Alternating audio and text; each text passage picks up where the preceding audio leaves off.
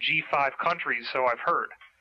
But it's a very widespread effort to effectively give us, as a planet, a massive dose of antibiotics against an infection that has been threatening to almost completely destroy its host.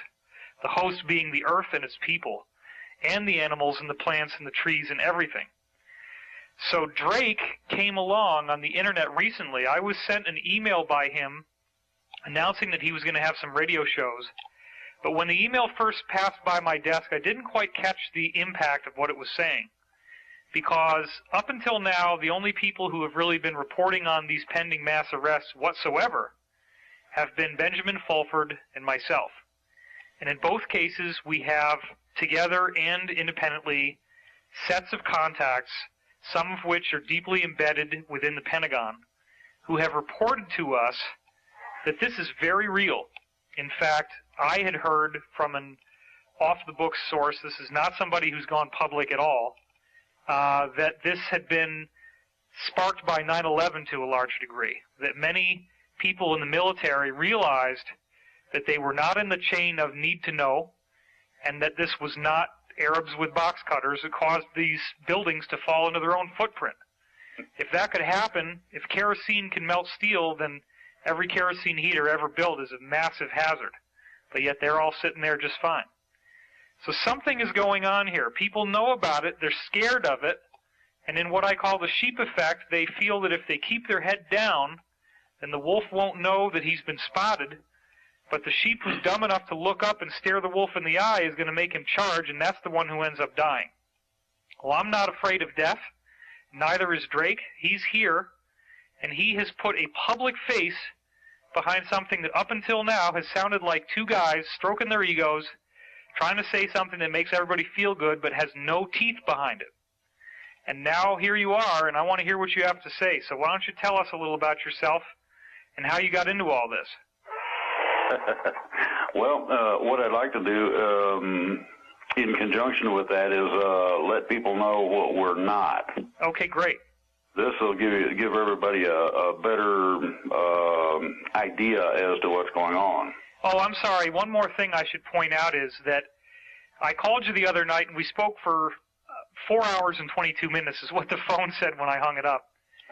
And I called you jointly with one of my very senior top insiders. So you will now be able to vouch that you spoke to him and how amazing that discussion was. And more importantly, I've trusted him, built it up over years, and he vetted you out and actually identified dozens of specific points that you said that are not on public record that you could not have known unless you are the bona fide, authentic, real deal. So I want to make that point first. Cool. So some disclaimers you said you have to give us here. What are you not? Yeah, there's a boatload of people who would like to jump on the bandwagon and get whatever they can get in terms of snatching names or name dropping, that sort of thing. They post a website with a certain name and everybody gravitates to it because of this or that. Whether it's selling anything or not doesn't seem to matter. Basically, and I want to make this absolutely clear, there's a thing called nation states. Now, the project we undertook falls under the definition of what a nation state is in terms of sovereignty. However, there is no such thing as nation states. It does not exist. There is nothing by that name from us, okay? Okay. Without affiliation, there's even less. So any of the websites out there that say nation states is probably somebody trying to either sell a widget or build up their importance, so they got an ego problem, or they want to take issue with what we are about. Now, we do not have a group. There is no group. There are several groups, but no main group. There's no leader. And we don't have a database that we keep on anybody. Most of the people are anonymous in that we do not know exactly all of the people involved in this. Now, primarily what this was a project given to us, and I'll explain the parameters of it in a minute. The process was at first an accident in some ways. The information from me came over a radio show that I complained about. Somebody took notes and tried it, and it worked. And we'll cover a little of that in just a minute. But the only basic thing that we've done is a notification process that was defined by the basis of lawful notification of a nation state, its existence, and proclamation of that to the world. And the idea behind doing this is ultimately for sovereignty and freedom. Exactly. For actual states in the United States as well as for individuals in the United States. Exactly. Okay. There are several things that go into this. Now, we're not affiliated with the White Knights, gatekeepers. It's just us. And we, as I said, don't even know everybody involved. Neither do I. It's funny because another contact I have was demanding that they be put in touch with this group. And I said, look, I only have 2 points of contact with this group. Well, okay, 3, but nobody wants to say anything.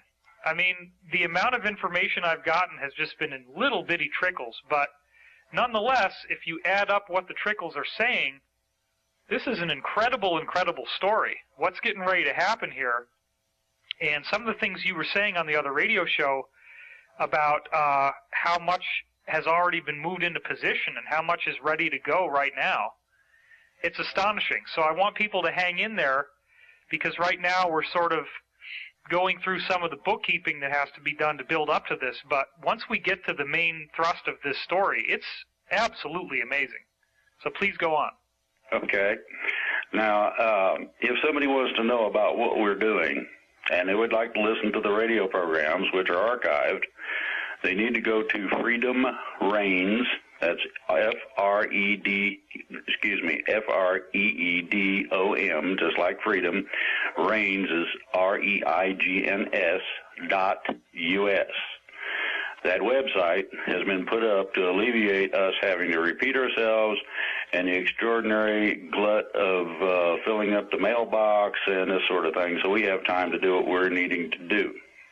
Now, there is one stipulation in this, and I want to make this absolutely clear. We do not have anything to do with RAP Rusa, which is Tim Turner's group. Restore America program is what you're talking about, right?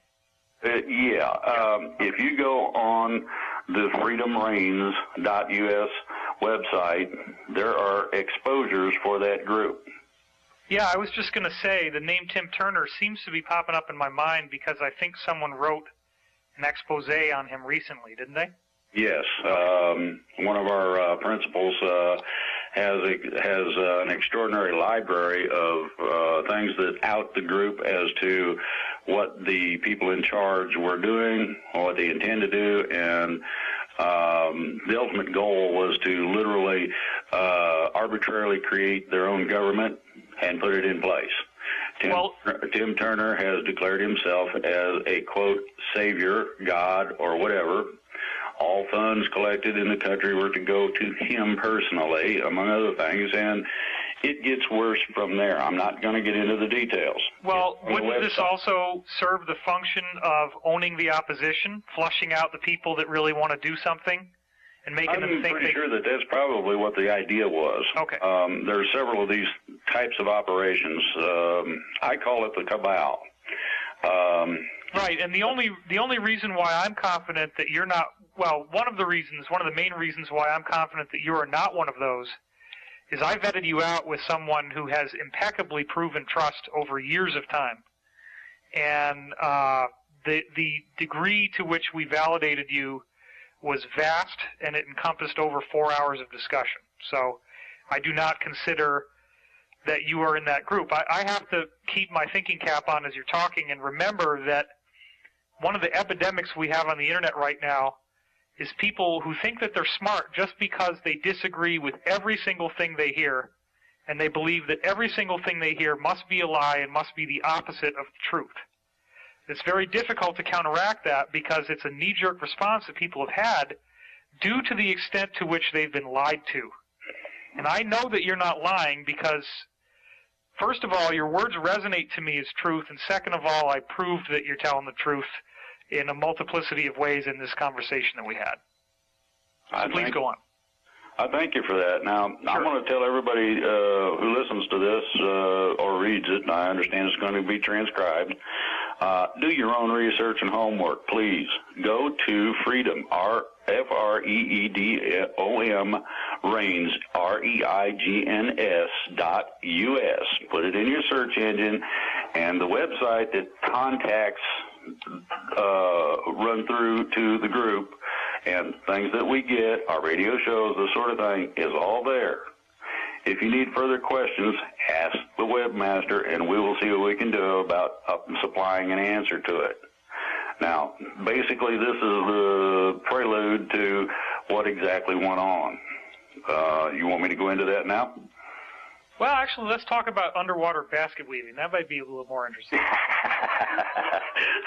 I have trouble holding my breath that long. No, I mean, this is what we're here for. I've heard from my own sources that there is an absolutely vast amount of incriminating evidence that has been collected that will bring down whatever you want to call them, the New World Order, the Illuminati, etc. You gave me some very specific information about how much of that evidence exists. I don't know whether that was public or not, so I'm not going to say more right now. But you also have given much more specific information publicly than what I've heard privately. And you have fleshed this thing out into a three-dimensional entity that has gone way beyond the point of a speculative what-if and into, okay, this is a vast operation. They've been building up to it for a long time. It's extremely clever, and it's extremely intelligent how it's been put together, and it has been calculated for maximum effect and maximum success. And there's a great deal of coordination that will be involved. And I think that probably one of the main things that needs to happen, and why they asked you to come forward, is we really need to help the public know that this is not another silly New World Order martial law takeover, which is what obviously certain disinformation outlets are going to try to spin this as once it happens. But this is in fact the saving of the planet. And it's the military, as you were saying, not following unlawful orders and actually living up to their oath of enlistment, which says right in the oath that every soldier has to swear to before God that he will defend and protect the United States against all enemies, foreign and domestic. That's the United States Constitution. The Constitution, that's right. You're right about this. I learned how to.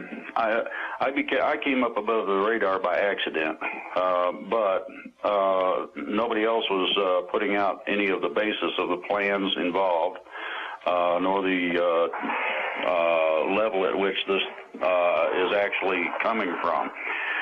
Consequently, I felt it my patriotic duty to at least lay out some of the basics. Now, some detail I cannot go into and won't go into. If we reach a certain level, I'll say, no, we can't talk about that, and we can go on to another subject. But the basis for this is that I learned how to walk point in Vietnam. So shooting at me does not do a lot of good other than to really upset me for the simple fact that in Vietnam, every time we sat down to eat, we'd get shot at. And scooping your food off of the ground ain't no fun, and it's crunchy, among other things. Really does things to me when somebody shoots at me. So that's not something I recommend. Now, my father voluntarily enlisted in the Army Reserve and served our country in Vietnam, and was actually one of the only journalists over there reporting on, among other things, the rock and roll movement in Woodstock. So he was sort of like one of the Good Morning Vietnam people. And he did get PTSD, and I had kind of a rough childhood because in a way, it was like having a drill sergeant for a father. And that's sort of the aftermath of how Vietnam has impacted me. I just turned 39 years old, and I have every degree of respect and admiration for your service, and I thank you for serving this country. You're very welcome. The basis of this is twofold. Learned how to walk point. Now my goodies are above the radar, so I got put out in the open for two reasons. One, I felt it my patriotic duty to try to inform the people as to what is really going on so that they don't have to listen to a bunch of idiots on the internet spouting off whatever kind of imaginary stuff they come up with. People do not need to listen to those bad dreams. That's primarily what they are. Most of it is propaganda, and most people don't know what the word propaganda means. In Spanish, they put it on trash cans because that's where it goes. So everybody needs to kind of get their heads wrapped around this. Now, I call it fear porn. Yeah, and exactly. I coined that term because I believe that people read this and get addicted to it because it physiologically stimulates you in the same way that sexual material does. It actually makes your heart rate go up, your breathing rate goes up. You get a high off of being terrified. And unfortunately, the powers that were, as I like to call them, have very effectively manipulated that human response so that you have entire outlets of alternative news that, as you just said, have built themselves and have profited extensively off of the undeniably pessimistic view that they keep having. And it's almost impossible to listen to them because they just, when folks like you get on there who have a positive message, you just come against this incredible wall of negativity and fear and just absolute denial that anything good could be coming out of all this stuff that's going on in the world. And I do believe that good people have seen what's going on, and they're rising up, and they're not going to take it anymore. Well, that pretty much sums it up. Now, I'm going to reiterate this again. Do your own research and homework. It's not the responsibility of somebody to teach you the basic English language in order to read a website. Most people have the capability, they just refuse to do so and would rather go off in gaga land in front of the TV or play a video game, or they're busy texting their friends and playing with themselves. The ideology is this: we're coming up against the wall. Now, most people, and I don't care who reads this, most people with any kind of common sense at all knows that there are some real serious things going on in the economy. The lack of jobs, the amount of foreclosures, the separation of families because of economic problems, okay? These are some of the basis of the fear that these people who originated live on. Now, I want to lay the basic of how I found this, and it was an accident, quite honestly. Okay. I've been studying and been involved in freedom movements and all that stuff for years. I've tried in every way, shape, or form to get somebody to get up off the couch, put the beer down, get up off the couch, and do a little something. Go talk to the neighbor, anything. And yeah, but what if it's really good beer? Well, yeah, but the problem is you sit on the couch and all you do is you consume the beer and you yak about stuff that doesn't necessarily mean anything. You probably would have a good conversation, but most people are talking, ooh, look at that guy shoot that ball at the hoop or whatever. And I'm going to tell you, that's superficial. That's one of the distractions. Just like texting, just like a lot of phone conversation. And the things that do not stay on target. Now, within all this, I've also studied a lot of what's called freedom efforts. This includes freedom philosophers and their type. This man got on a radio show and was spouting off all kind of halfway measures that would primarily and basically get somebody put in jail if they did them. Well, because of my You're saying people grabbing their guns and just, oh, now is it, you got to go out there and start shooting? No, this was even more basic than that. This was like being able to argue a traffic ticket out of court. Oh, right. Real simple stuff. Well, the only problem is that you can get up to 6 months for playing games with the judge if you do not know how to do this. And this guy was leaving out critical information that would guarantee almost that you got the 6 months because you were giving the finger to the judge. You don't. There's some things you do not do. Yeah. So the guy basically had upset me. Now, the basis that goes... Well, you don't want to get a Vietnam vet grumpy. That can be a big problem. Well, yeah, but the deal was this, okay? I needed to know. And everybody had told me you can't do this and you can't do that. Okay, and then you have things like the Texas Freedom School or Freedom School of Texas, I forget which it is, that does have some good information, but it is kind of fragmented. Okay. And some of it is not complete, even though people would like you to think they are.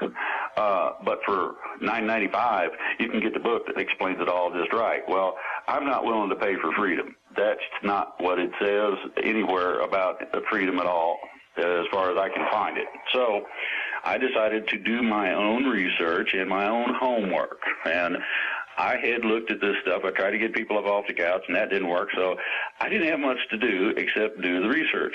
I started looking at the basis of law, where it comes from. I'm talking about way back in the woods of history. Some of the places I went required me to have anything that I was intending to copy or borrow a copy of electronically approved before they would release it. Mm. Okay, some of this stuff is not for consumption by the general public, and they make sure of that.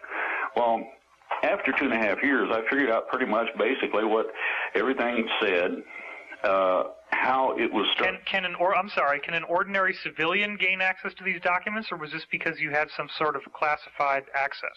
No, anybody that it depends on whether or not you're as nasty as a junkyard dog and tenacious as a bulldog and refuse to take no for an answer, and you bother somebody until they decide to allow you to do something simply because they don't want to fool with you anymore. I gotcha. That basically does research, and it covers all of it. Those people who won't listen eventually do when you get a hold of them every day. Right. When you just send them 50 emails a day, one every minute or something, it bugs them enough. It's like Mom. When you used to want to get something from Mom, if you bug her enough, she'll say, "Go ahead and do it, leave me alone." And that works. Okay. So the song, I believe, was You Get Your Way by Insisting. Okay. I insisted, so I got the information. I studied this over about 2.5 years, and believe me, it is intricate. It is extraordinary in terms of what it told me was a simplistic, basic way to step outside of the normal controls of what people consider as laws. You have limitations, supposedly, between a citizen of one country and a citizen of another. Those two legally are supposedly separated. That's not quite true. Little things of that nature were what I was after to learn. So I studied this stuff for about 2.5 years, and I finally took a break from it because my head was beginning to hurt. And I decided to, listen to a little radio and play a little card, listen to a little internet radio and play a little cards on the machine. And lo and behold, here comes this friggin' idiot. He's one of these freedom philosophers. And this is somebody that thinks they know what they're doing when they are missing several critical points that will get your butt put in jail. But they want you to try it. I've done this. Yeah, right. This is the guy that would teach you how to beat a traffic ticket, but you could go to jail for 6 months? Yeah, that sort of thing. Real simple. Okay. And if you go about it correctly, it works fine. Okay? But if you don't, you end up actually opposing the judge. Right. And that's a big no-no. What you do is you allow the law to oppose the judge. Then the judge has to rule in a succinct manner, plus you're not standing in a landmine field. That is not a nice place to stand, believe me. I've been in one. So this dink gets on there and decides to mouth off a bunch of stuff, and all he did was almost instantly make me mad. So I snatched the phone, and I called in, and I said, "Hey." And he said, hi. And I said, you might be, according to what you just put out, because most of that belongs in the toilet because you're going to get people in trouble. What do you mean? I said, your information is not total. It's not complete, and you're going to get people in trouble by espousing this, by saying that, you know, if you didn't ask, you can get away. You can tell the judge what to do. Well, no, that ain't part of this, and you know it. If you don't, I'm giving you a lot more credit than you deserve. So why don't you shut up and listen? Well, about this time, the host of the show comes on and says, hey, come on now, you're going to have to watch it. And I said, hey, look, did you realize that you can be held liable if somebody gets in trouble for what this guy's saying on your show? Really? I said, yeah. Now, you want me to clear this mess up? Yes. So then the guy comes back with this sovereignty routine, and I got upset for the second time and told him to shut up and listen, and maybe he would learn something, that he might want to learn how to read at the same time. What I basically did was I laid out the primary basis for what is required in order to declare any area. And if you've got an area somewhere in the middle of Timbuktu land, but it's yours, and it's registered in terms of the boundaries, basically, or you have at least real definitive markings so you can tell where it is and what it is and how big it is, you can declare that area sovereign. And by doing so, you actually create your own nation state. Well, if I declared my toilet a sovereign zone, then I could drop waste into it and be pretty much like the government. Well, except that as long as it stays on your within your area, yes. Now, by that I mean you should declare the whole yard and use a finger system if you're going to do something of that nature, simply so that you're protected legally. Right on. That's what I'm saying. There's little bits of information, and it can get squirrely, and it's a lot of fun to deal with. But so I laid this process out. Basically, what we did, and the way the process worked, happened, as I said, by accident. While I'm telling this guy how this works, somebody in this great state of Pennsylvania took notes. Oh, wow. And I didn't have any idea anybody would even be listening other than to shut this turkey up that didn't know what he was talking about. Right. So obviously a state itself could be a sovereign zone or declared as such, and those who govern the state could get wind of what you've figured out from your extensive research and implement that research. Yes. Wow. That's awesome. So basically that's what happened in Pennsylvania. The person that took the notes was fairly knowledgeable in the real sovereign legalities and lawfulness, and took that knowledge in combination with what I had put together, got with some other people, and they said, well, yeah, let's see what happens. And so they put together a process of notification, and they sent it off to the International Court of The Hague. Oh, my God. And this is the civilian division, as I understand it, or civil division. And they, of course, sent a reply back when they received it that they had received that package. The rest of it was a receipt of the intent of the package. They had made a copy of what they had sent, certified copy of the original, that sort of thing. Now, their package then, they're sitting on a package there. The Hague's got one in their records. Right. So now you have a complete paper trail. Exactly. Now, the crux of this... This might be sort of like a subpoena where the simple fact that the Hague accepted the paperwork, by definition, locks them into some sort of binding arrangement. No. Oh, okay. No. This is exactly and only a notification process. I want to make that perfectly clear. Okay. What happens through receipt of the paperwork is that it goes into the Hague record. And in that manner, the notification then is a publication, like you'd use in a newspaper to advertise, I'm not responsible for my debts any further. Well, This thing says, we are now a sovereign nation state. Wow, and gotcha. It's very similar to that, only this is an international newspaper, in effect. We have basically, by sending one little pack like that, created a sovereign, independent nation state. Wow.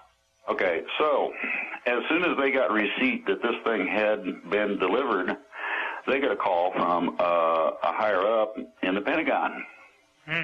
And that person says, I understand you guys have been doing some notification internationally. Yes. I understand that you seem to find this process as being rather simple.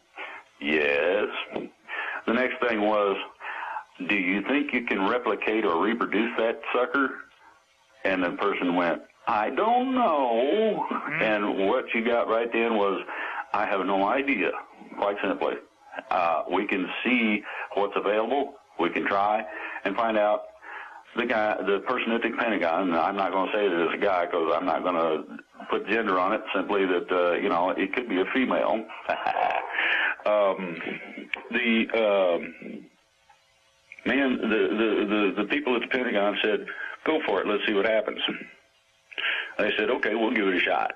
Now, these people are involved in freedom just like I was. They wanted to be able to do something that was real, proactive, didn't get anybody in trouble, and yet was something that could be also used in other ways. Okay, they didn't know at the time what that little simplistic package for that one state did, and didn't find out until after they started researching it. What's the time window we're talking about right now? In terms of when this all happened? This happened started in about October of last year. Okay. Which is not an exact date. As of November, we decided that we were going to move on this. I got involved because I knew one of the people that had been involved with these people before anyway, and was requested, you know, hey, would you like to be involved in this? And I said, sounds good to me. It's better than anything else I've seen. And then when they hit me with the idea of what it contained, I said, no, wait a minute. I was on a radio show, and I explained to them what happened, and they said, really? Okay, so here you go. You got somebody getting upset because some idiot gets on a radio show. He tells them what they can do with themselves and how to do it for real instead of playing games with things. Somebody takes notes, they do it, and all of a sudden officials from the government in the military are interested. Can you do it again? And along with that, there's a combination of other people involved with their own shows at different times during the week. And these people, I met those people and got involved sort of indirectly with them.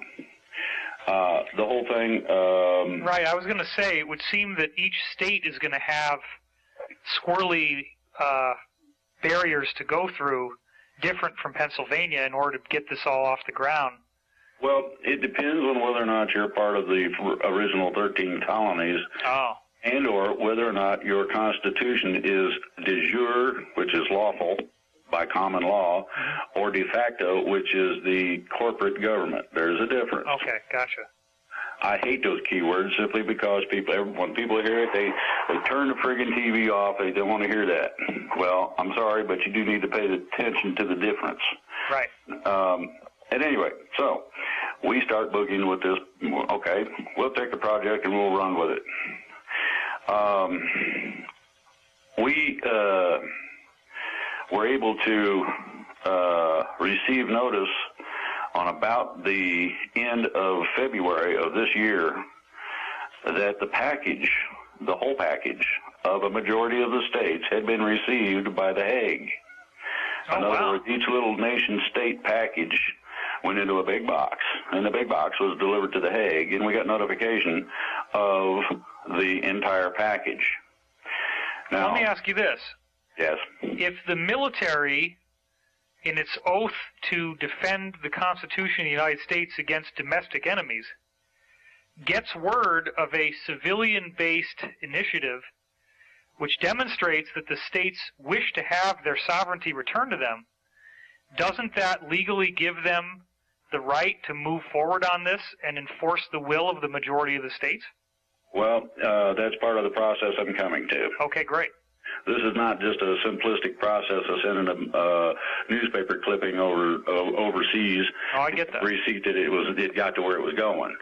So the basic premise of a nation state is this. What most people used was either their own constitution or they wrote one. It had to agree with the 1787 United States Constitution to include the 13th, and I mean the original 13th Amendment, where certain people are not allowed to hold foreign offices here in the States. The Bill of Rights, the Articles of Confederation, and that real cool document called the Declaration of Independence. By declaring our sovereignty and our disengagement or our effort to remove ourselves being individual states, from the corporate United States government, what this did was this rebirthed the Declaration of Independence, which states on page 2 that when the government gets out of whack, you got the right to take care of the problem. Absolutely. Now, here's the other part of this. The manner and format of using those documents, the original founding documents, in conjunction with a meeting by representative residents of a state, gives those people the right to make the declaration. This then gives legal authority by the civilian authority to the military to take actions as necessary to back up the civilian action. That's what I thought. Okay, perfect. It's kind of convoluted, and I know it's not real simple, but simply, we sent off notification. The military gave us a gold star. They just loved it. Okay. Now, I'm assuming that just so people get clear on this, you're not talking about just a group of ordinary folks who are like surfing the net and listening to truth radio. These are actually people who have some degree of influence in these states that you were networking with. No. As a matter of fact, some of them are not very well educated. And I'm going to make this perfectly clear. You don't need influence in order to take certain actions. I see. So the simple fact that we are all American citizens, everyone whom you're speaking about, myself included, any citizen has the right to do this. Yes, basically. Okay, perfect. Now, the premise is this. In terms of declaring your state as free of the United States government, and I'm talking about the corporate government and all of its affiliates, what happens is that each state becomes, according to the notification process, its own sovereign nation. So this is where the nation states handle comes from. I see. It's just a plurality of what individual states did. You have to have a certain number of people who reside in each state in order to accomplish the process. It's not difficult. We do have backup and assistance for that if somebody has problems. So in our effort, we got not only a majority of the states, enough of the majority of the states to have a cushion in case there was some problem with some of the paperwork, along with a fair group of Indian nations who also submitted paperwork in such a fashion that the basis is this. The United States has been set free from the corporate government, literally, on a lawful basis, as recognized internationally. Well, I can hear the howling laughter of skeptics who are already stroking their egos and saying, oh, sure, he can say whatever he wants, but if it ever even made it up to the Supreme Court, they would just knock it down, just like they appointed Bush in the whole election debacle between Bush and Gore. Not exactly. Okay. As I stated, I went back to the origins of law. And the origins of law come from the origins of law as written on cuneiform tablets by the ancient Sumerians. The tablet that I was privileged to get a copy of comes from somewhere in the neighborhood of 11,000 BC. Wow. Okay, from that tablet, you got ecclesiastic law. From ecclesiastic law, you got canon law. From the combination of ecclesiastic and canon law, you have all of your statutes and regulations that are considered law under common law. And now, this underlies... common law was developed basically in England so that the poor serf, and this is the hired hand that works the land and tries to feed his family and make money for the boss, right, would have some form of protection in case the some dude they were working for decided to go crazy and kick him off the land. He could object. That's where common law comes in. The basis and premise of common law is simple. It contains two basic things. One is no injured party and no property damage, and it's property of any kind, no crime.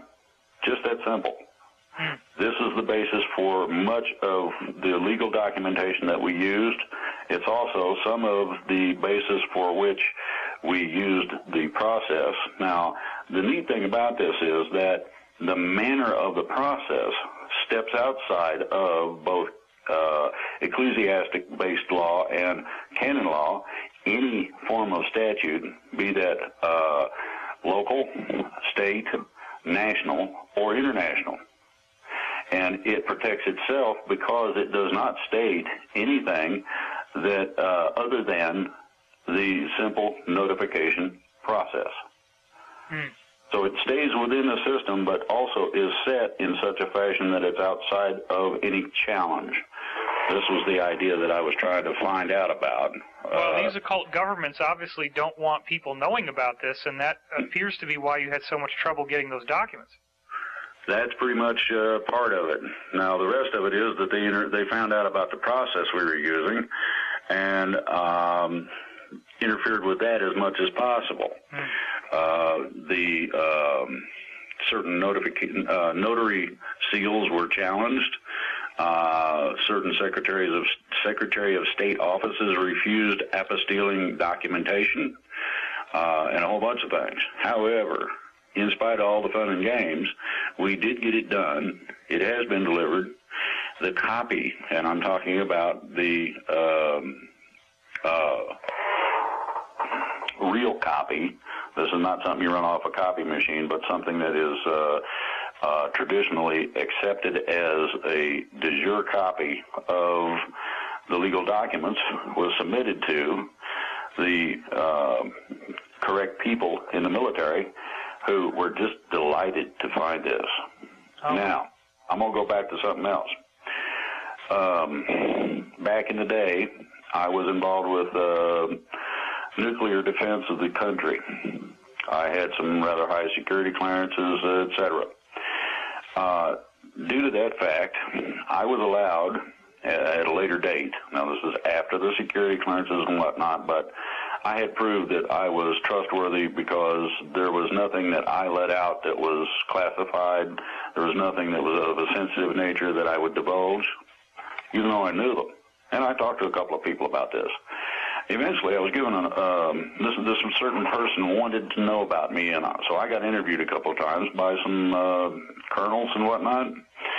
And finally, the guy said, one of them showed up in a staff car and said, somebody wants to see you. Can you come with me? And I said, no, I ain't going to be, putting the trunk in mine. He laughed. And we took a ride over to this certain level officer's house. What time window are we in right now? 79. Okay, so 79 is when this event that you're speaking of happened. Basically, okay, in that area. I'm not going to give exact dates because I don't want to out people. I just wanted the window. And let me express this real clearly. If somebody finds out who these people are, they're dead. Oh, I know that. So are their families. They get to stand there and watch their families be tortured to death. And I'm not going to put anybody through that by outing them. So I'm going to say arbitrarily 79, give or take. Okay, great. In that process, he invited this officer invited me into his home, and I asked him what I was doing there because I had no idea. Now, this is after I'm out of the military. And the officer said, I got something I need you to read. And I said, why me? He said, because I feel I can trust you and I want your opinion. He put a stack of papers that's about 5 inches thick in a binder on the table. 5 inches thick? Yeah, I don't know how many pages. I didn't bother. I didn't even get to read it all.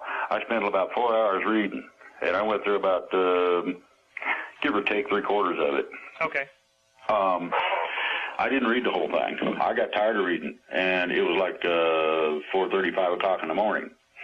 And I had to have more than just the coffee he was offering, and preferably some kind of a soft place to lay down on. So I told him, I said, well, what is it? What kind of opinion do you want? He said, what do you think of it? I said, well, it says the plan. I said, where'd this come from? He wouldn't really answer. He said it had been in the works for quite a while. I said, give me a date. And he did. And I thought, well, that's interesting. I said, so in other words, certain people took issue with what was going on at the time, figured that the ship of state was going to head in the wrong direction, and decided to start putting this plan together so that you guys would have some form of guidance in terms of what the general outcomes would be. He said, exactly. I said, I like what I read. You might have told this story a lot. You didn't say anything about what the document says. I'm assuming this is something about rescuing America from these Illuminati people? Well, primarily it was generally at the beginning the ship of state was screwing up badly.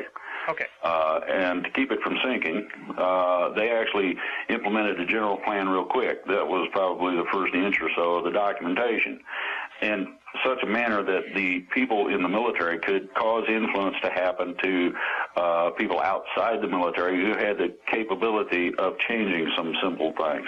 Well, it must have been frustrating to see Watergate come and go, but then basically after a little slap on the wrist, it's all business as usual. Well, you have to realize what was really going on.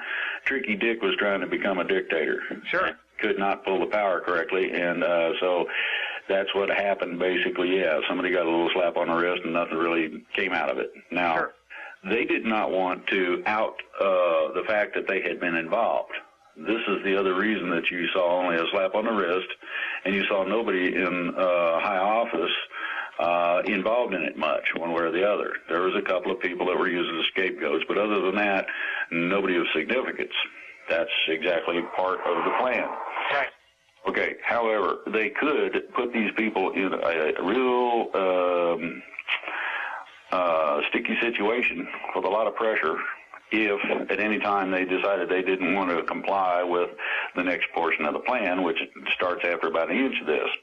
So you're going through these things one at a time. And as this is going, you're also increasing the scope of the plan. Now, the plan basically started with the idea of a military coup. I'm not going to lie to you. They were that fed up at that point, and they felt endangered enough at that point that they actually considered it, and each and every last person involved assigned a pseudonym name. It's a code name. Each one of them's got one. That they disagreed with the idea.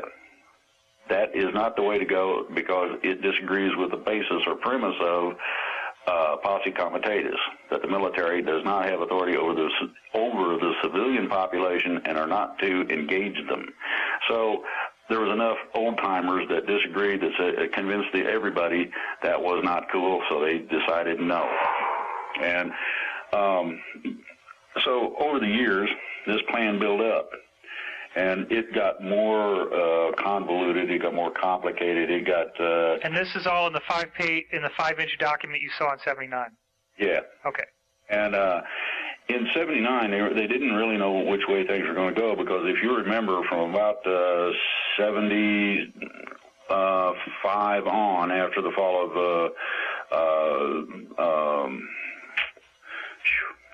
of Vietnam, there was kind of a dead space.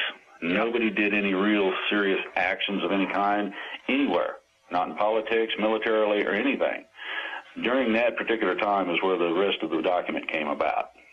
These people were working 24/7 or something in order to make sure that the plan encompassed everything they could think of that could possibly come up. Okay, it's been added to, I guarantee you that, but the dead zone lasted until about 85, 86, when things started happening again. People were taking definitive action. You had a lot of combinational political and military and financial things going on at that time. Well, people must have realized, among other things, that the escalating war rhetoric between the U.S. and the Soviet Union could annihilate the planet. And you're not going to stand by and watch the planet be killed and not attempt to do something to stop it if it's within your means to do so. Exactly. The threat of total annihilation was one that was unacceptable to any of the military powers, no matter what the politicians told them. Right. If the commander-in-chief during those times had stated quite clearly, we're going to start World War III, shoot your nukes, the military would have told them to go take a flying leap at a rolling donut. No, we ain't doing that. It's for that reason. To go along with this, okay, you get these periods of buildups. Now, I saw that document way back when. I thought that it probably was a dead duck. I can tell you right now, it's not only not a dead duck, but it's something that they've been following rather religiously. The thing lays out certain premise, certain areas of concern. Some of those things have changed, so this is why I say that the document itself has been added to and modified. But the basic premise of it is simply this. They also, just like me, were extraordinarily frustrated by freakazoids such as the Hare Krishnas or whomever was dancing in California at the time. They didn't want those people running the country. They didn't think they could really do that great of a job. I don't understand how Hare Krishnas could run the country. Exactly. That's what they thought too, and that's how come they're not now. Are they saying that these people were socially active and wanted to take over the government or something?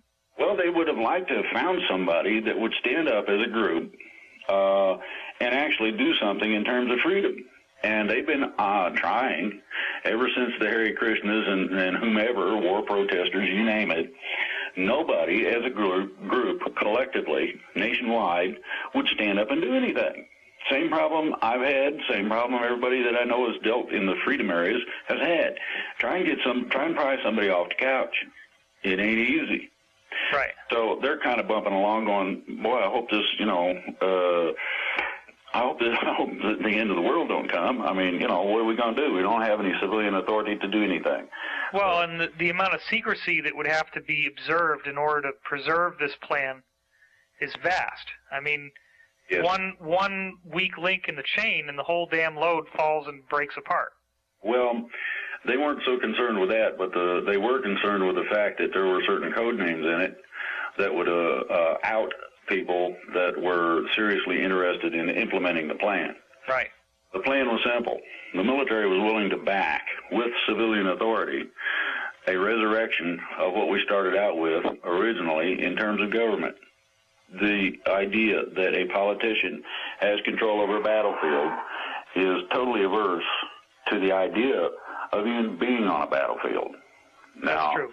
My recommendation to them was to quietly sneak up, would take some Navy SEALs or somebody that's really good, and pick one of them politicians that's got a big mouth and snatch that dough. Put him on the battlefield, not necessarily in danger, but get him close enough so that it becomes a personal deal. And then abscond with him again, put him back, and I'll guarantee you there'll be a whole bunch of attitude changes. Well, they wouldn't do it. That was my suggestion a long time ago.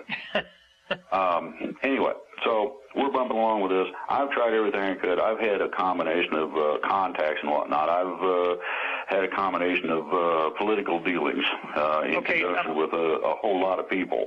I'm sorry. Let me just take one moment here to try to track this in terms of timeline. You were presented. You can't get an exact timeline because that will expose people. I understand, but I just want to give a very vague overview. So you encountered this 5-inch monster document in '79. basically, in that area. You mentioned that you still had contact with this insider network circa 86. Yeah.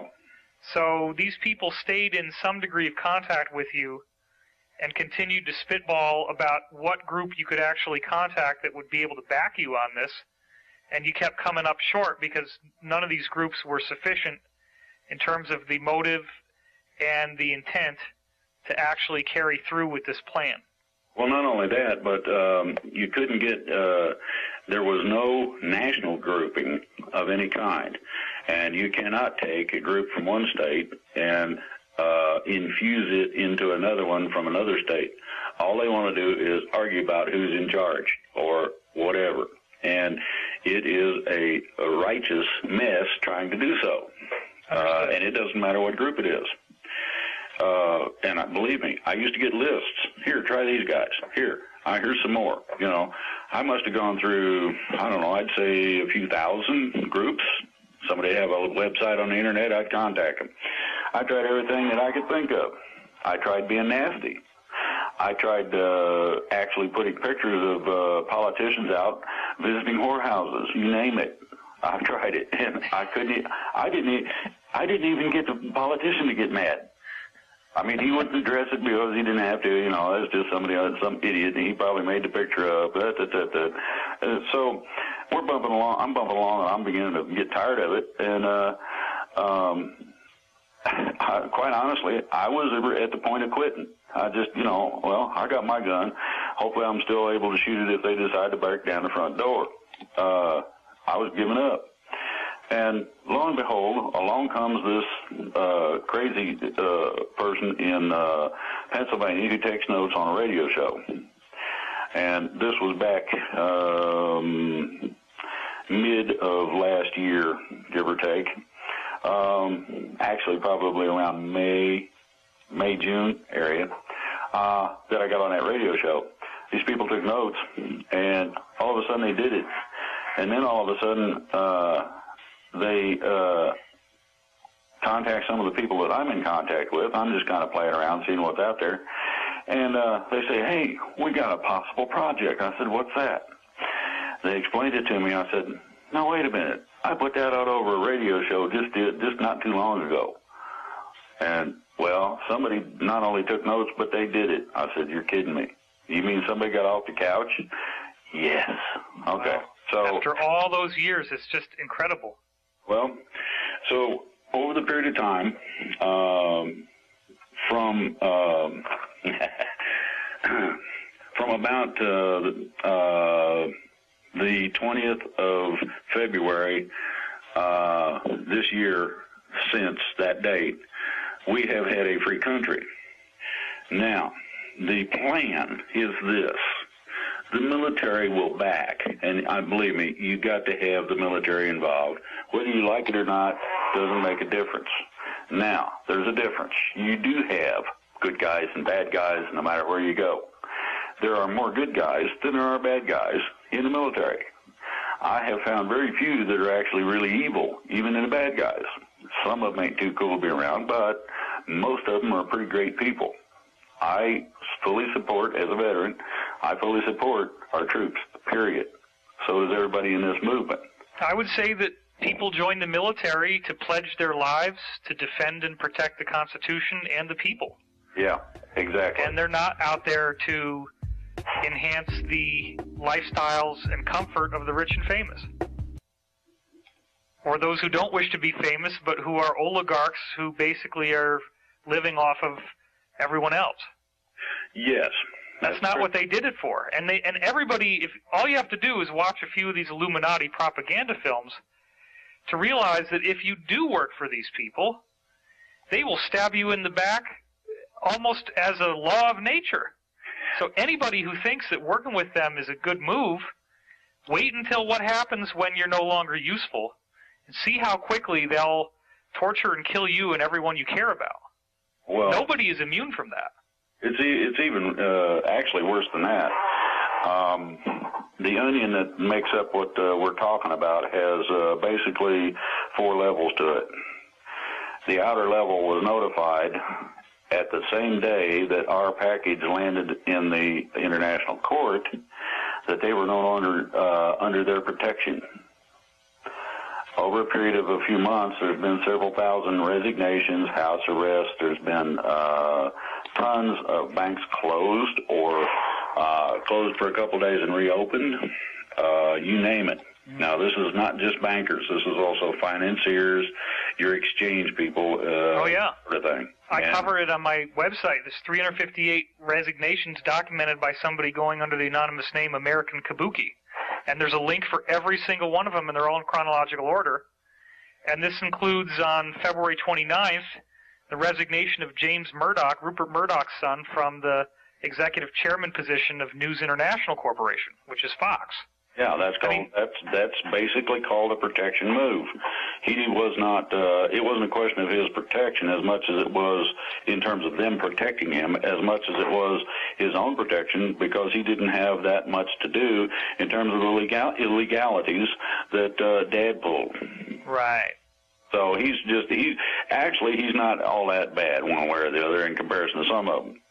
But to get to the deeper grain of what you're saying, if I'm hearing you correctly, I'm getting that you had this package delivered to The Hague, and that was the critical moment in which those on the inside were aware that these mass arrests that have been planned ever since the 5-inch document you saw in 1979 could actually move forward by the will of the civilians in terms of common law going back to the Code of Hammurabi and 11,000-year-old documents. Exactly. Okay, great. What this did was, when they received it and it got past their agents who work at The Hague, what it did was they knew that it had arrived because that person was made aware. There was nothing they could do about it. So consequently, their protection evaporated. This is like steam on a hot highway, and the sun comes out, and poof, it's gone. Okay, well, there's thousands of resignations in Europe to date. Now, in 1 week, and I'm talking last week, there was 450 resignations, retirements, and this stuff, and 200 arrests. That's a staggering number. That's 650 people involved in finance. Now, here's the difference. Those people under house arrest or who have been taken into custody or who retired and are staying at home are considered not very important one way or the other. They are primarily figureheads and not much more. Right. The difference is those who were arrested and those who are being arrested and those who are going to be arrested, that's the second layer of the onion. This is why we're not seeing a lot of newspaper and website articles about this, because there's no accountability of these people getting arrested in the outside world because they don't have a public position. Well, not only that, but the mainstream media is controlled by them. Exactly. Therefore, you're not going to hear this. Yeah, and I documented that extensively in my investigation, Financial Tyranny. It goes back to Operation Mockingbird and traceable information regarding the Masonic Order and guys who in 1826 were saying, yeah, we own the press and we own the judiciary and we own the police and we own the government and F you if you don't like it. Yeah. Basically, there's nothing you can do about it. People have alluded to the fact that there's something out there everybody's afraid of in terms of industrialists, people of power. This is basically what they were afraid of. That's Woodrow Wilson's quote in his book, The New Freedom. Yes, very important quote. Exactly. Now, the thing is that what people didn't realize was the limitation of, you mentioned the G5, I'm going to say the G20. Okay. And the reason I say the G20 is that some of these nations have not quite come to the light yet that they got a real serious problem, or how serious it is, and they're not fully under the control or fully beholding to or involved with the G5. So they're kind of on the edge, and they can go either way. And the basis of this is very simple. Several things have happened. Number one, we convinced enough people to abide by documentation, done the correct way, and we submitted it to The Hague in terms of a majority of states, which basically set a precedent for being free and for military-civilian action. The military backs us up by way of federal marshals who contact local law enforcement, and local law enforcement actually makes the arrests. I'm sorry, just so that people understand, are federal marshals members of the Army National Guard or the Air Force, or what are federal marshals? Federal marshals are federal law enforcement officers, basically. Now, okay. The definition, though, is by present authority, which puts them in the trick bag of having to follow the edict of what we've done in terms of the will of the people to go along with the military plan. If you wanted to meet a federal marshal, what offices would you go to? I mean, are they FBI? Are they CIA? Are they Homeland Security? They're on their own. Okay. That's the nice thing about a federal marshal. He's relatively independent of most things. Okay. There are some that say, I'm in charge of them, and they're liable to get a strong argument that only depends on the situation. In some situations, a citizen is in charge of the FBI or the CIA, depending on the situation. And it varies. But basically, a federal marshal is he is a federal employee of the current power. Okay. Okay, so the notification process, what it did was it authorizes the military to contact the federal marshals, to contact the local authorities, to actually take the actions of arrest. Now, okay, this might piss some people off, but I really want to clear this up. Do these marshals exist in different offices? I mean, how would you find one? What kind of offices would they be employed by? Well,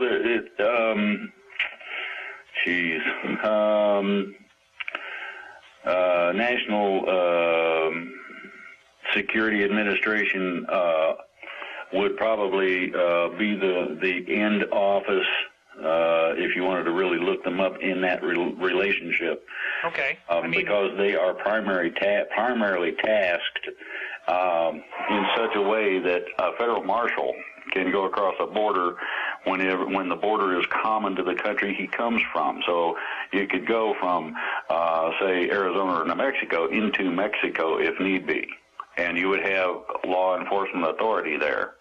Would these marshals potentially be employed in a police station? Would they be at the police station? No, they have their own offices, federal marshals' offices. There's a variety of them. Okay. They have a combination of different duties.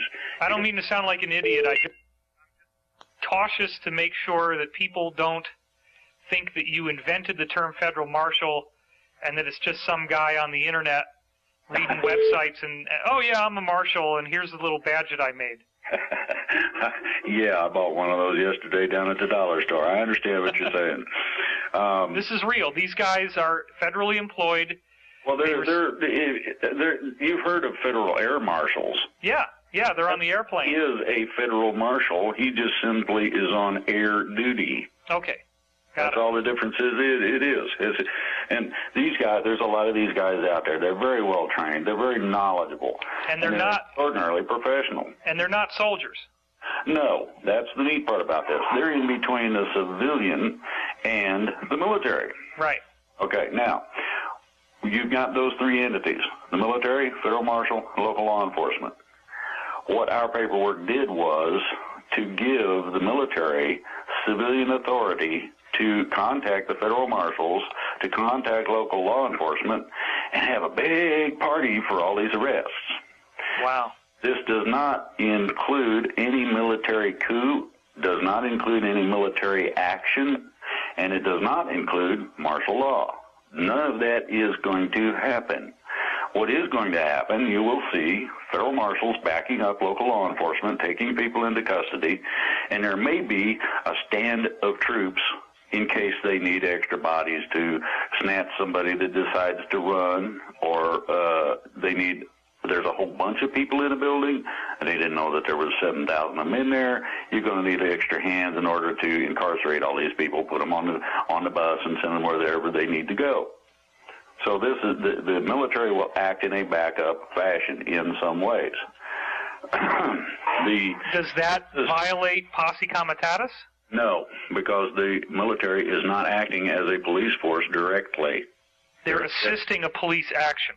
Exactly. Okay, got it. And the police action is one of control of and or prevention of rioting or general civil disobedience that would call for a police situation. These are all, you have to look all this stuff up. A regular protest of citizenry basically can be met with general police force, but when the people that called out the National Guard on several occasions during things that were a problem have found that they acted illegally, and they were told don't ever do that again. There were a lot of people who were informed that this is a no-no and this is okay and don't you cross that line. Sure. Okay, so you've got these three entities. Now, back to the plan. The plan stipulates several things. One, you're not going to have police state. You're not going to have the military in control. It's not martial law. And they're not going to come in the house and snatch you up. That ain't happening. What's happening is this. The intent and purpose of this plan was to minimize the chaos involved in the action.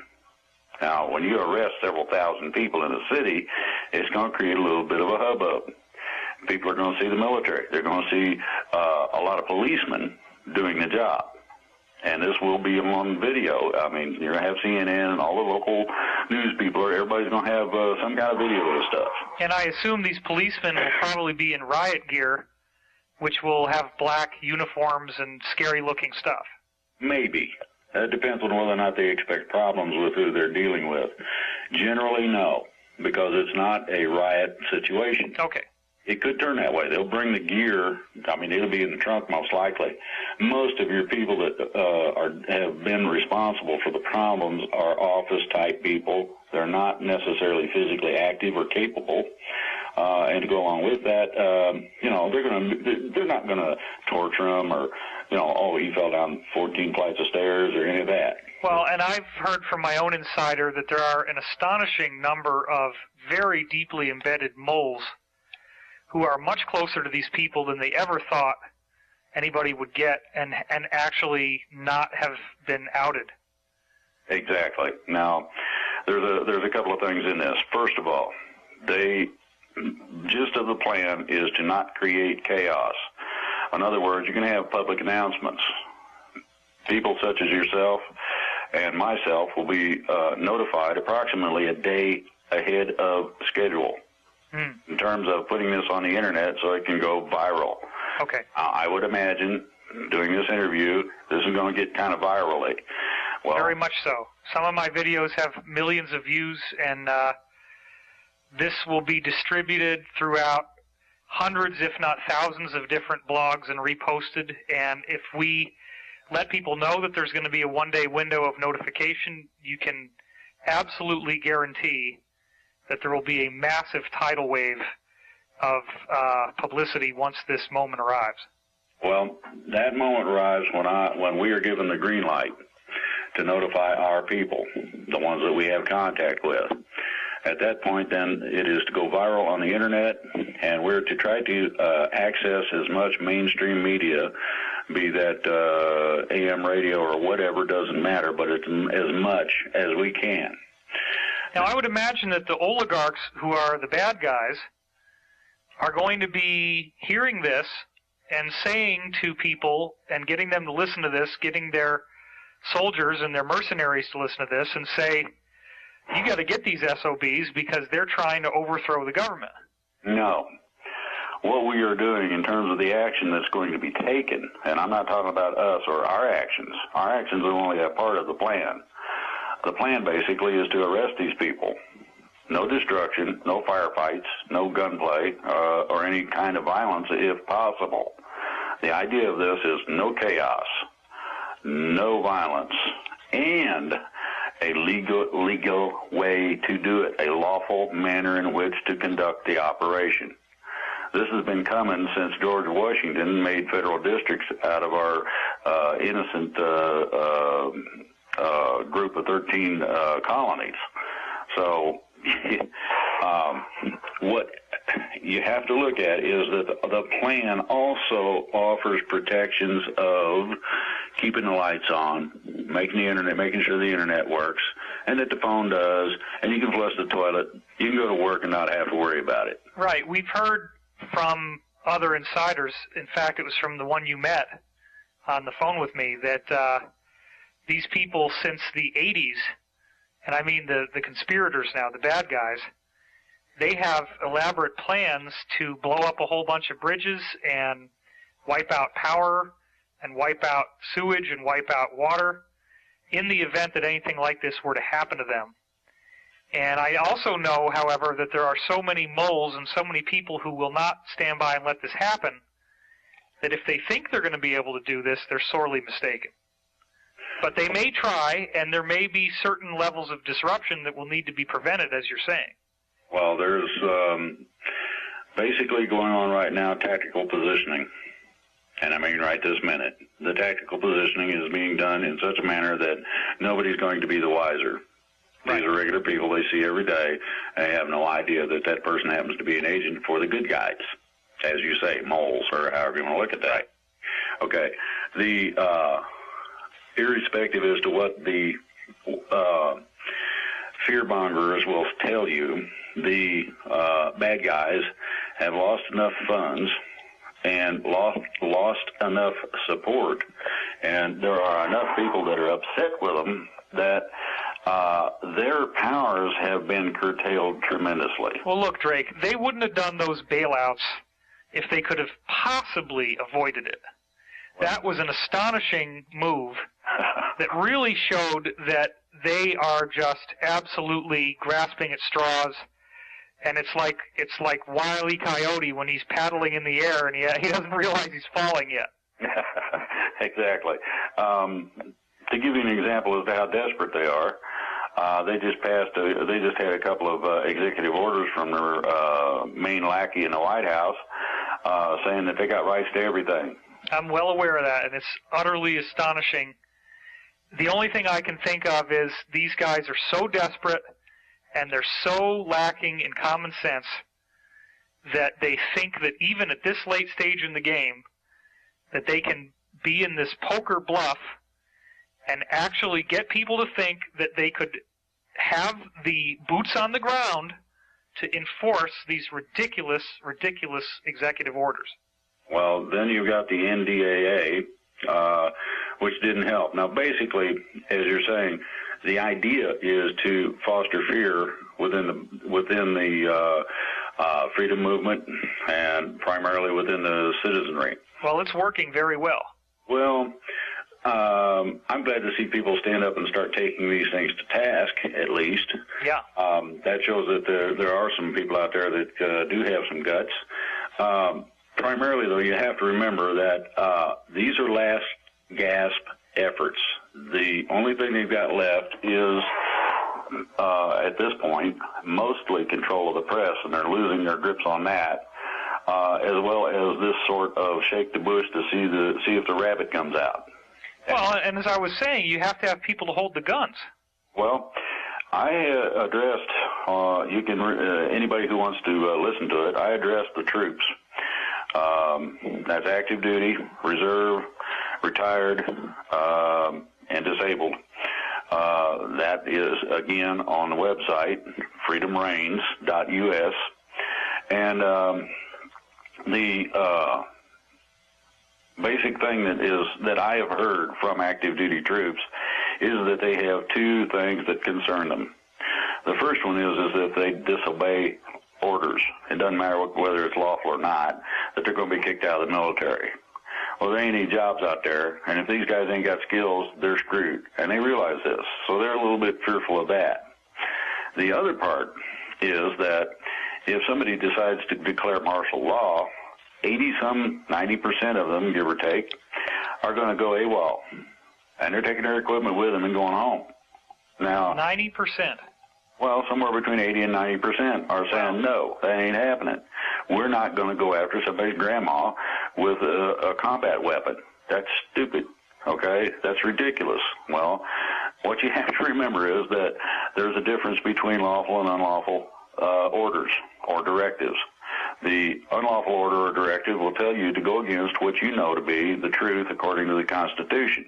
Posse comitatus says that you are not a police force, therefore you're not to go in and extract people from houses. That ain't cool, and it's not to happen. You will receive counter orders possibly that tell you, no, forget that, and arrest that officer. That's liable to happen if somebody ordered it. So the lawful order is going to be something that is going to be an operation that can be carried out lawfully.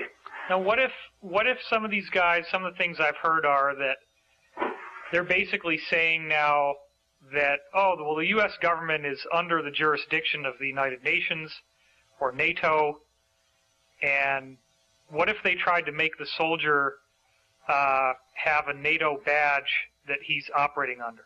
Okay. Is that a lawful order? Well, okay. That gets into the issue of being in uniform. You are not allowed to carry out your service duties when you're out of uniform. You take your shirt off and leave it off and go to formation in your T-shirt, and you'll find out how that feels.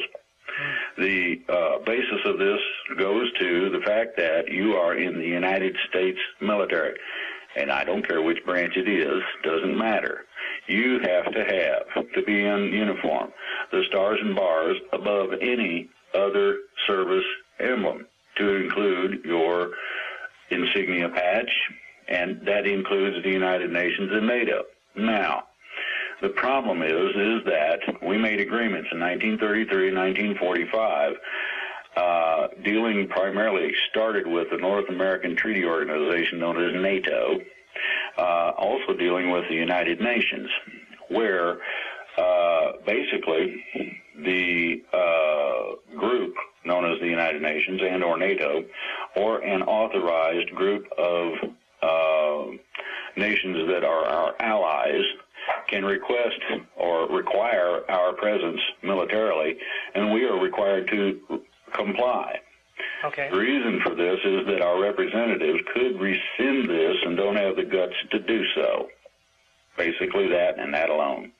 When they do so, then you come out from under it. Now, there's some other things in this process people are not aware of, and that is that our documents supersede anything past the date of the 13th Amendment. And what it does is, at the point of action, all of the executive orders and all the horse hockey and other garbage that has been perpetrated upon the people illegally after the point of the 13th Amendment, that's 1812. Remember that date and think about what's gone on since then. Anything that disagrees with the Constitution, first of all, is null and void of any legal or lawful impact. Further, anything that disagrees with the Constitution, basically, is to be stricken if it is a law, rule, or regulation. So, how well did I was just following orders hold up at the Nuremberg trials? It didn't. Everybody that did that got convicted. This is not considered a plausible defense, simply because you know the difference between torturing somebody and not. The field manual states that you're not to engage civilians. That means you're not supposed to step on them, etc. All of this has been covered. Now, I'm going to give you an example from Vietnam called the My Lai Massacre. Okay, there was not too much done with that, but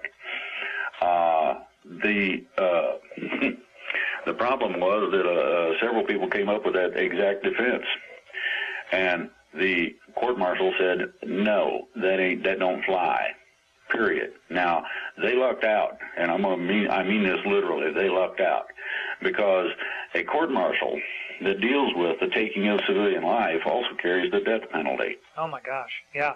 So they were lucky they didn't get executed, and I mean all of them, because everybody that was involved is up for the death penalty under those conditions. And it's not up to me. That's military code.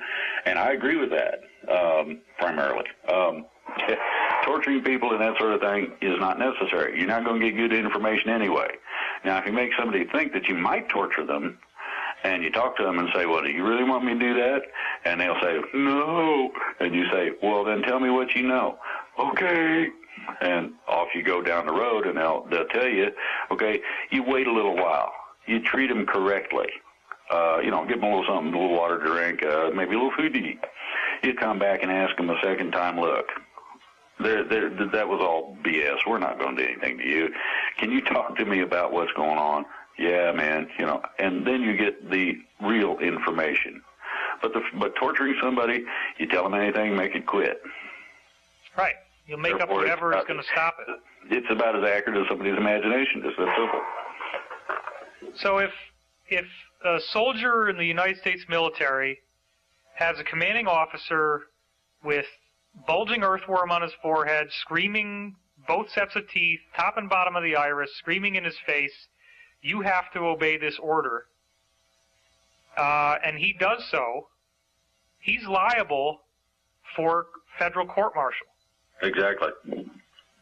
So it might be easier, you think, to say yes when somebody's screaming in your face, but you're also describing a majority of the United States military that already supports these mass arrests, and so if you were on the losing side, you're in a minority, and if this mass arrest works, which it very much looks like it will, then you're going to be held accountable.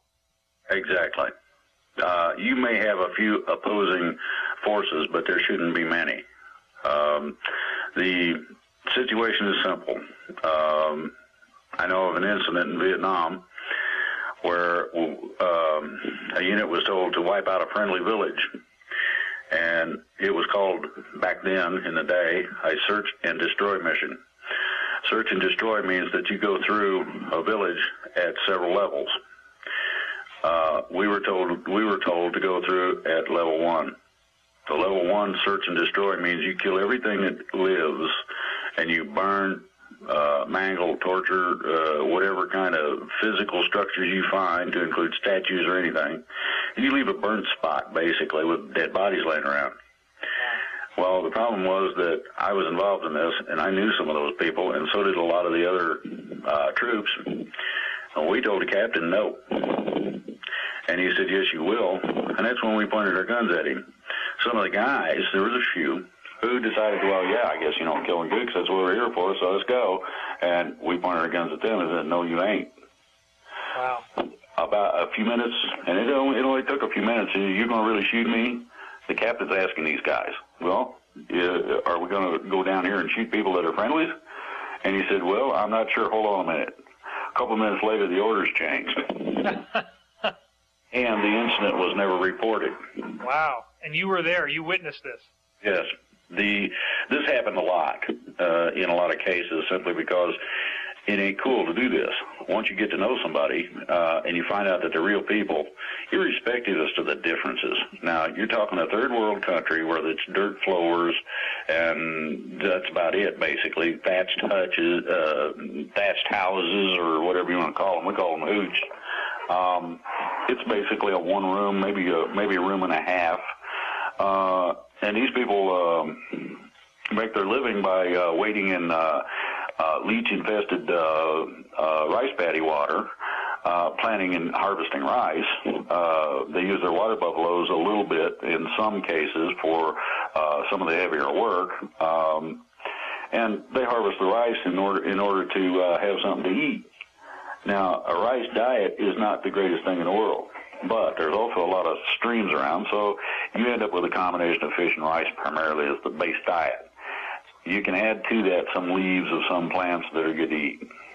Sometimes you can get bananas. It varies a little bit. But an extraordinarily, and I mean extremely poor place. When you get to know these people, I mean, they're working 20 hours a day if they can, daylight to dark. Every chance they get, they're doing something. And this includes little kids. They're actually given tasks to do. When you see somebody working like that, just simply to survive, and you got an extra can of beans, you make sure that they got it. Right. That's just how it is. You actually look at that and go, man, that little kid's hungry. And you open a can of beans and you make sure that sometimes you stop and you sit down and you make sure that they eat it. Sure, you can use the can for a landmine later. Yeah, well, collect the can, take it with you. But you see people that are little kids that are bony. I mean, their bones are sticking out because they hadn't had enough to eat. And the reason is that they got fish heads and rice to eat, maybe. That message with you. You remember these things. So, I don't see it as a right. Here we are. We're extraordinarily wealthy. We got the best weapons in the world. We're going to take automatic weapons, M16s, and grenades, and go through and kill everybody? Well, you give me a good reason, and I'll consider that. If somebody's shooting at me, that's different. These people not only didn't have any weapons, but they would actually come in the night, and they would come up to our position, certain positions, and say, "Hey, man, yeah, who is it?" And they'd tell you their name. And you say, "Okay," and you'd ask them a question. They'd answer the question correctly. You knew you was talking to the right person. They didn't answer the question correctly. You pulled the trigger. Right. But they would tell, "Hey, you got a bunch of them coming at you from the other side over that way in that little gully." And 9 times out of 10, it was correct. And this one little village, and these villages were all over, friendly villages, and we made sure they had plenty to eat. We made sure any kind of needs they had were taken care of. We give them medical care, you name it. I mean, this was an asset to us because unless you've been in the jungle, or another example would be in the sand, unless you've been in a condition of that nature, you got no clue. So this was my reason for wanting to abscond with a politician, bring him over and run him to a couple of ice patties, get him a couple of good sets of leeches going on his butt, and put him back. Give him some kind of first-hand taste. And these people you're describing are the ones that you were given the Category 1 seek and destroy orders against. Yes, and we told them no. Most of the people in our unit knew for a fact that these were friendlies. We had dealt with them. They'd invite us in and would feed us when they didn't have any food hardly. I mean, what was the reasoning? Did you guys try to understand why they would want this done? I mean, what could possibly... Never did find out the reason for the order. The orders were arbitrary in a lot of cases. Right. There's a book about Vietnam called The Bright and Shining Lie, and I suggest everybody get a hold of a copy of it, and it will give you a good idea as to what kind of a mess that was. Now, what we're dealing with here is something a little different. A lot of people say, "Ooh, insurrectionist." No, because you're not trying to infiltrate a government and take it over. You're not an invader. You're not trying to bring a bunch of people in, unlike certain people in certain agencies that like to play games with guns across the border down south. Unlike those people, you're not trying to do any of that. It's not illegal because it's a notification process only. But it does give the military the authority, in terms of the civilian authority, under the Constitution, to take action according to the betterment of our way of life. This restores the American dream of mom and apple pie, being able to be peaceful and not have to worry about a whole lot of things. Well, I would assume that the majority of retired personnel from the military, active personnel from the military, special forces, black operations guys, that most of the people who are hearing this are going to realize that if something like this starts to happen, they want to be involved. But right now, they're feeling like they've been given the mushroom treatment. They're sitting in the dark being fed a lot of BS. And let's assume that most of these people want to get involved. They want to know what to do once the time comes. What do you tell them? Look at it in terms of following the constitutional premise of lawful order. A lawful order will not put you into a police situation. It does not call for roadblocks. It does not call for martial law. It does not in any way interfere directly with the civilian population and its operation. What a lawful order does is it allows you to stay out of those areas in such a fashion that you can carry out whatever duty it is And it could be any kind of a thing. It could be playing war games or whatever, maneuvers. You might go down and assist somebody with logs. You never know. It could be strictly a preparedness or ready training thing. Well, we got to get these guys ready, see how quick they can get their gear, put them in the truck, take them over here, and can you hump up over that hill? How long does that take? These kinds of things are lawful orders. If there were to be an invasion, and I understand that that's been offered and turned down, the difference between that is you're going to have people trying to come across the border for the strict purpose of taking you out. That's different. The other part of this was I was requested to contact as many of the underground as I could, to include militias, to include freedom groups, to include the people by themselves that just happen to have a gun, or kind of like me, too much hillbilly, too red over the neck, and I got too many guns and live in the woods. The premise for my contacting those people was to tell them to get ready, because this is coming. It's not going to be stopped. And it's coming a lot sooner than people think. And the other part of it is, don't, under any circumstances, engage our military. That's not what this is about. You find out from them, what's up? Oh, we're just going down here. Okay. Sometimes some of these people will be contacted to assist them. In other words, this is going to be an all-out effort in this country, and it's going to take a lot of people. There are a considerable number who need to be removed from office or their responsibilities and contained, retained, and arrested. Now, my understanding is they're planning to populate the FEMA camps with all these dinks, and I feel that's appropriate. They build them for us. Now they get to go take a camping trip in them. Karma is a bitch.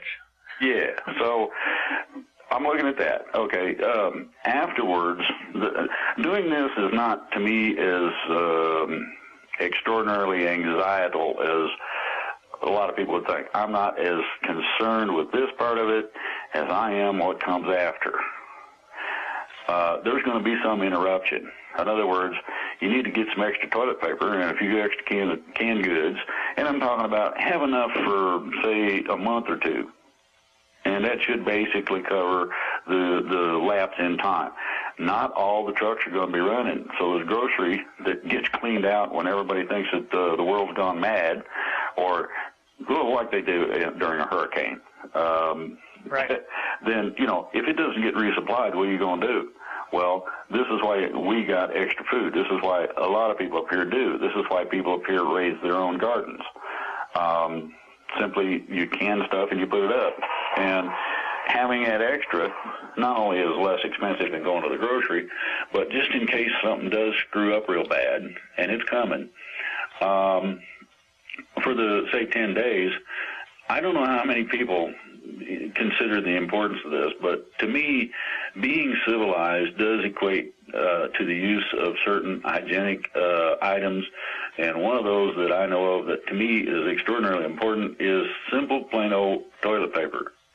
It might behoove people to think about not being able to go down to the grocery when you run out and get some more. And I'm going to tell you, newspaper doesn't make it. It's hard on certain things that you don't want to rough up. Well, very simply, you have to think in terms of what do you use, okay, and what do you use commonly, and what are the convenience items that might not be part of a shipment that does make it through, okay, or does get to you, it's not considered a survival level item. Well, toilet paper, simple tissues for your nose, sanitary napkins for ladies. And people can subsist on simple rice and beans. All these elaborate products that a lot of these freedom sites are selling are not really necessary. It might make it more comfortable, but if somebody's really at poverty level, you can get by with just buying some kidney beans and some brown rice and just keep that in your pantry. Yeah, exactly. It doesn't take a lot. The idea is this, okay? Lay up some extra toilet paper. If you're lucky, find it on sale, go at it that way. if you find something that you know really tastes extraordinarily good, but it's a $1.49 and they got the other ones for 2 for $1, take the 2 for $1. It's not that much different, and you can make out just fine on it. Add a little bit of spices to it, and you're good. But anyway, the survival part I don't think is going to be all that critical, and I'll tell you why. The plan itself reiterates many times, the portion that I read, that this is to be a non-interruptive, non-chaotic, peaceful, meaning non-shooting type of an action. And that is an extraordinary difference between all these people out here saying, oh, boy, rosin up your gun, get your bullets out, praise the Lord and pass the ammunition, they're coming. Well, yeah, they're going down the road because they need to go over and secure the power plant that the bad guys would like to blow up. And I would also encourage people, because I know, as I said, there are many people out there who are playing a game, and the game is that everything they hear must not be true. So they're going to say every single thing this guy Drake is saying is not true, and this is all a pretext for martial law and for New World Order.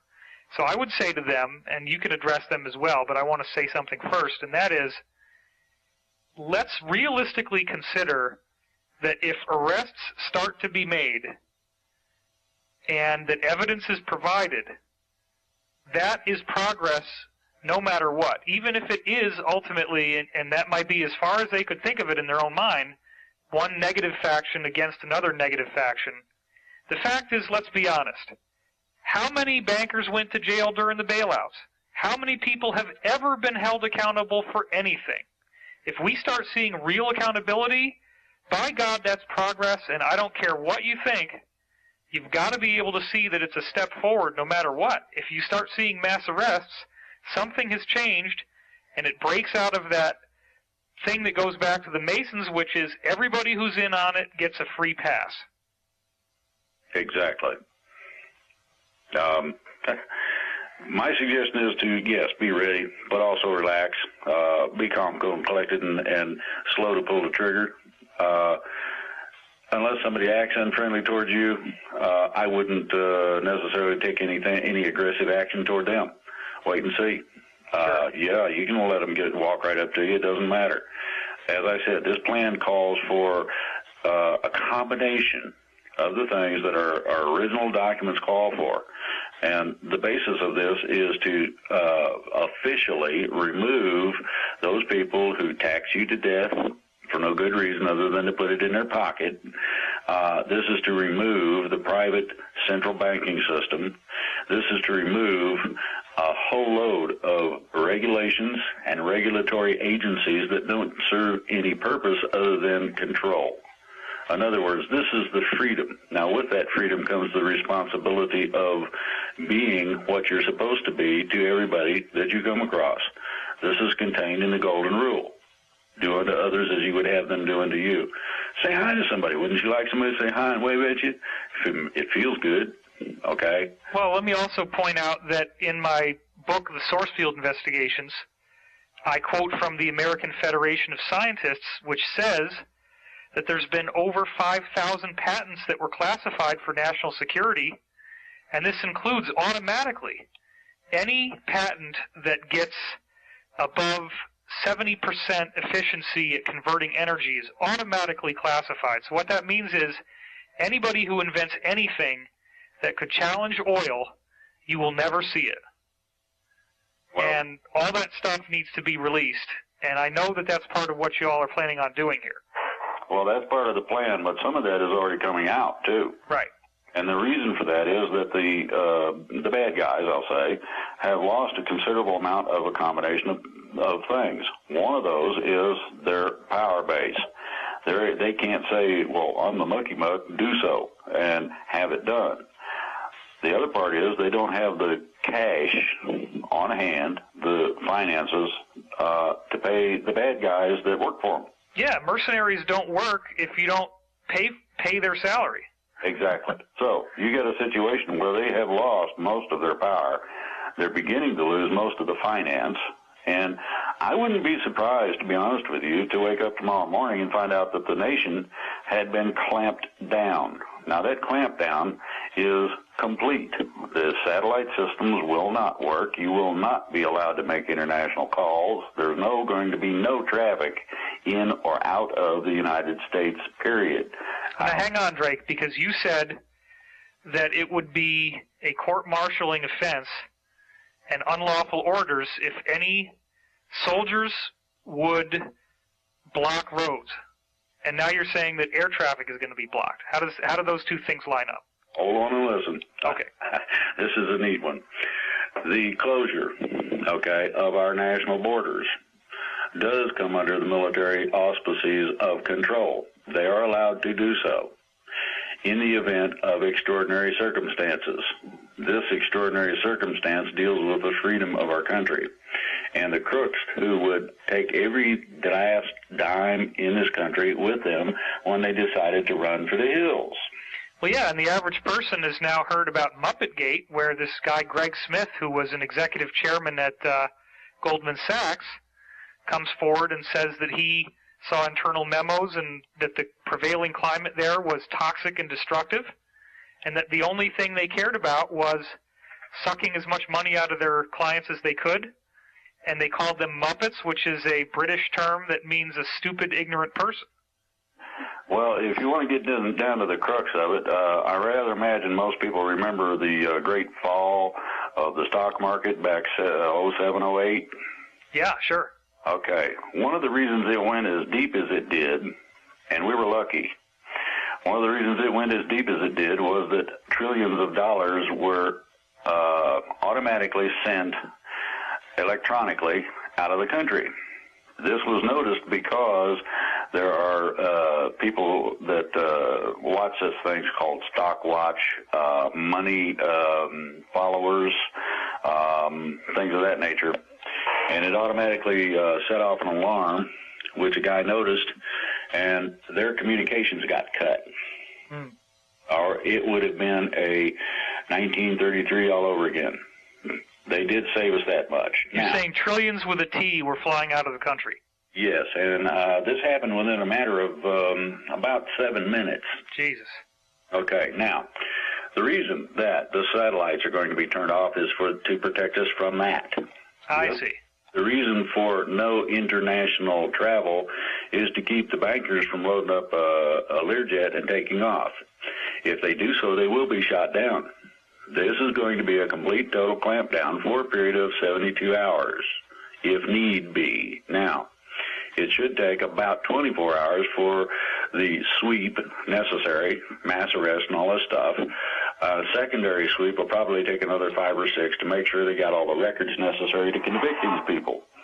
The other part of this is that there are certain areas that are sensitive that may contain explosive charges of varying kinds in order to blow up a record.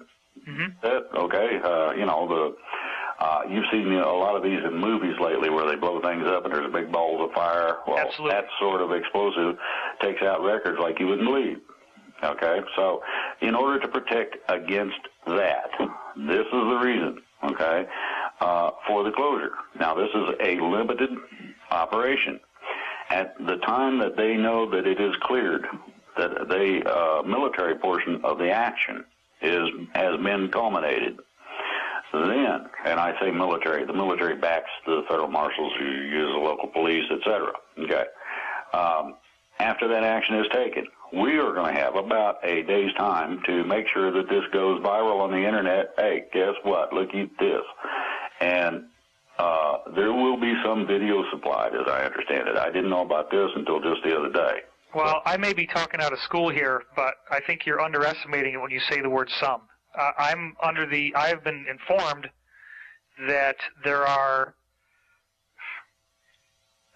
DVDs upon DVDs worth of productions, some of which involve some very famous names that people will immediately recognize narrating these productions. And these productions will be apparently airing on television, nothing else, for 5 days running. And it's going to be wall to wall, and they're going to just be educating people about everything they need to know. That's what I heard. There's another aspect to this. Okay. They're going to have what's called a specific education channel.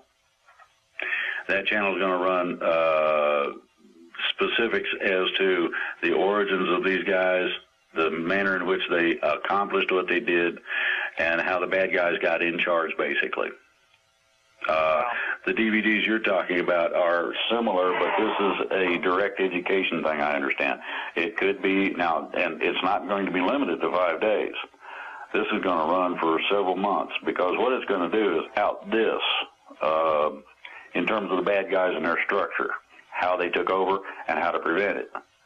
After that, then, you get into what's called county projects, which lead to state projects, which leads to national projects. You're going to have enough people vacated from office that there's going to be an extraordinary immediate need for people who can step up temporarily, now I'm going to make this clear, temporarily to fill offices so that we can keep the function of the structure we have, basically. That way you don't have a train wreck, so to speak, in terms of the economy. You don't have everything going in the toilet all at once, or services interrupted, etc. So you're going to have some people appointed temporarily, and it will be specifically stated temporarily. Now, as I understand it, at the end of the 72-hour period, if it takes that long, it may not take that long, at the end of the period of time necessary, 72 hours or less, the public announcement will be made from the press room at the White House. That's according to the plan. The plan has become fluid a little bit because there's been some different things go on that weren't even available in terms of materials, in terms of the types of things that are available now, back when the plan was originally written or basically completed. So it is basically something that is totally awesome. To be a part of something that deals with the rebirth of a country. I feel like I ought to have a musket and some kind of funny-looking hat, you know, and be running around the woods hollering Yahoo!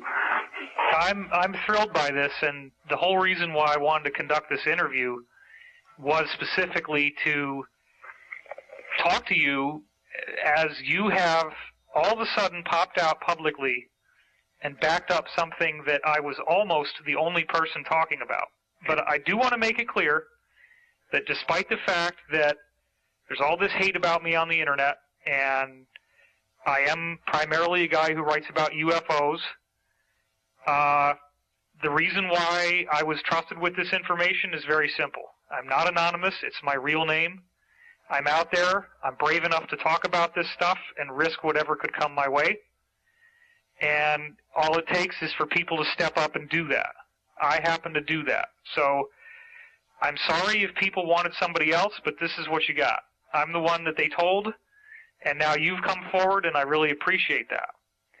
I also want to just kick in here one very important point, and that is that if you go back to the origin of the Illuminati, which was revealed when documents from the original group founded by Adam Weishaupt in Bavaria were seized after an Illuminati henchman was struck by lightning on his horse, and then the Bavarian government officials found these Illuminati charter documents in his breast pocket of his blazer.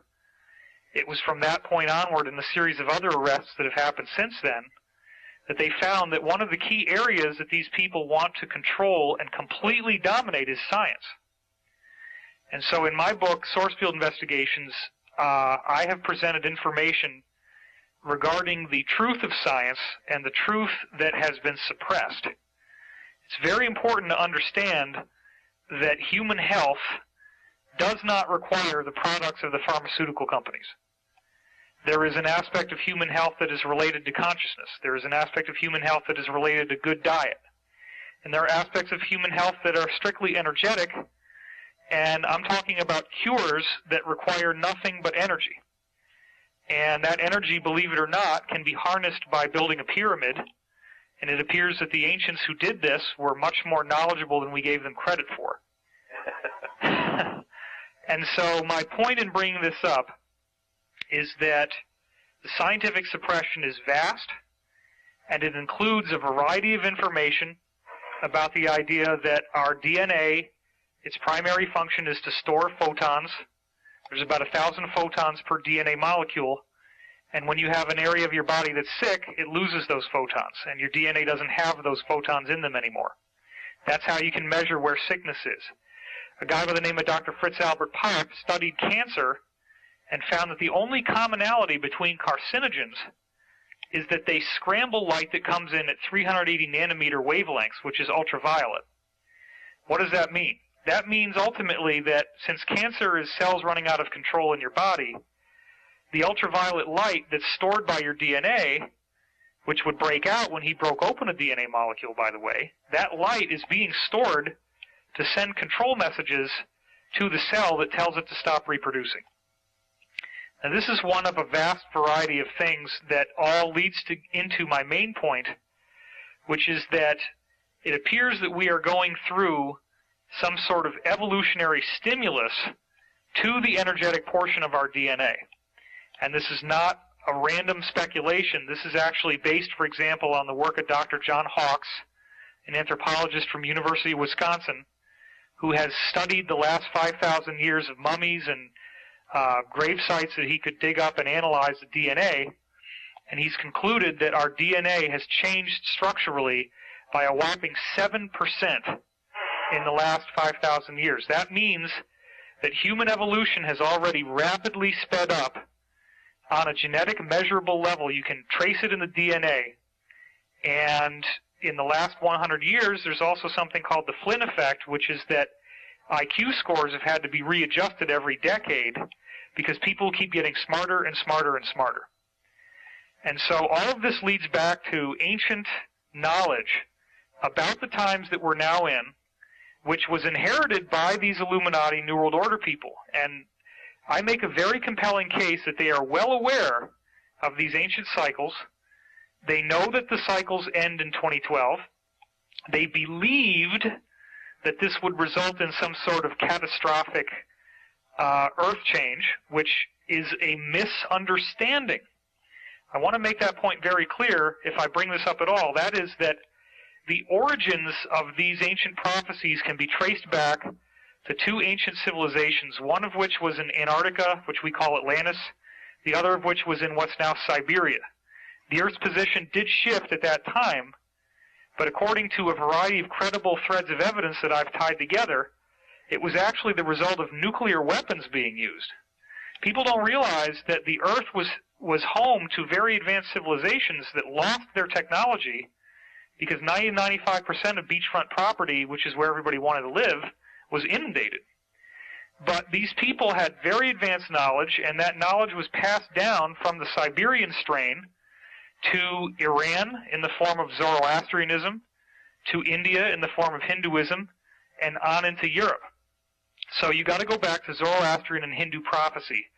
What did they say about what was going to happen in the times that we're now in? Because everything else, and this includes Hebrew prophecy, Christian prophecy, Islamic prophecy, you name it, they all trace back to these original seed teachings. When you read the original seed teachings, the Zoroastrians say that we're going to go into a period they call Phrosokererti, which is where time changes. Something very intrinsic happens that changes the nature of our reality. So you got to go back to Zoroastrian and Hindu prophecy. What did they say about what was going to happen in the times that we're now in? Because everything else, and this